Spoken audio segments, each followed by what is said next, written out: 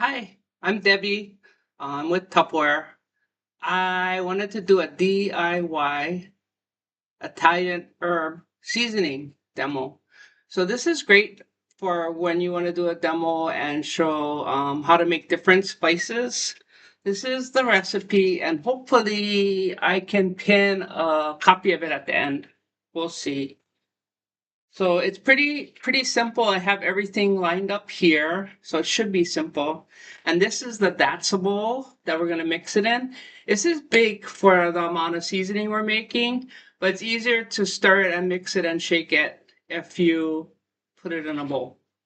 That's bigger. If it's too small, it's not good. So we'll get started. The first one is the dried oregano. What do? You need 10 tablespoons of dried oregano. What do you use your Italian seasoning for? I know there's um, a lot of different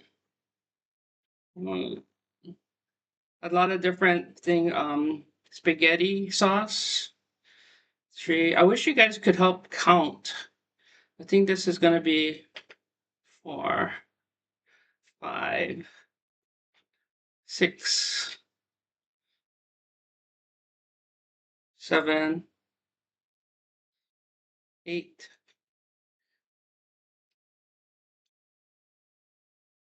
9. The thing that's so good about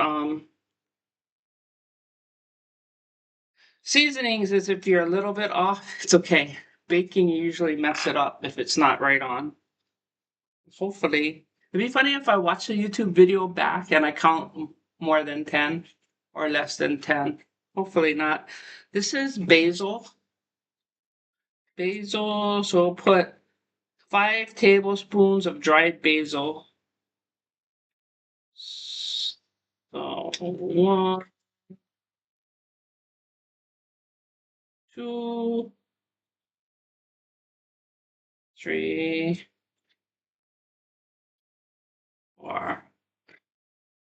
I have a lot of measuring cups and measuring spoons. When I do meal prep workshops and stuff, everybody can use their own for whatever station they're at. So I use a lot of tablespoons. This is dried parsley, and we need 5 dried parsley. 1,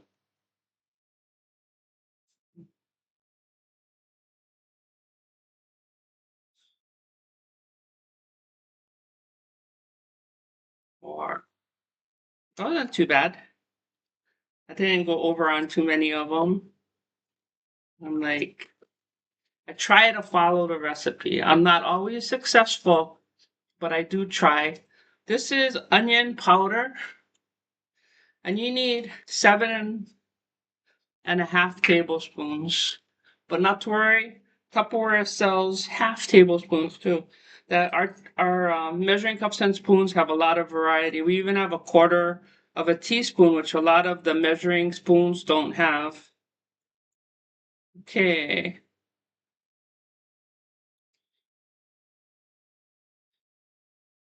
This needs to go into a Tupperware container because it started to get sticky. Okay, so 1, oops, 2, 3,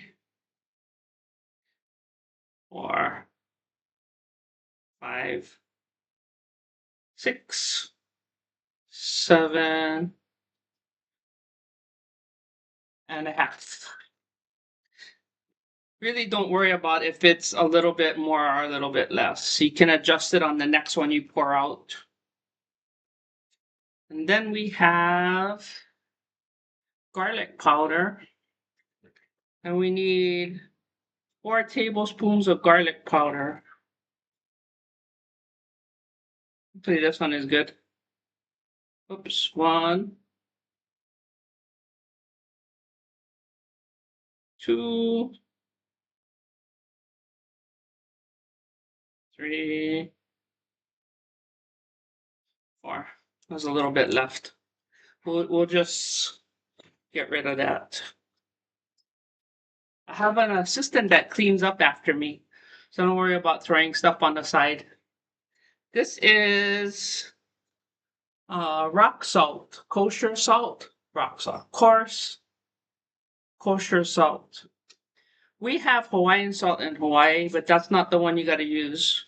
1, 2, 3, 4, 5. That was the easiest one so far. And it's 4 teaspoons, not tablespoons. And then the one I tend to leave out is crushed red pepper, but we'll see how it goes. This one looks okay. Crushed red peppers. And we need 5 of these. I sure hope I put 5 coarse salt. That's 2, 3, 4, 5. Did you know that Italian seasoning had chili pepper? No, crushed red pepper. I didn't know that. But the thing that's really good about making your own seasoning is you can buy the organic or you can buy the brand that you like. And then when you try this, if you don't like it, it's too spicy, you can take a spoon and mix this too, but we don't need a spoon to mix it.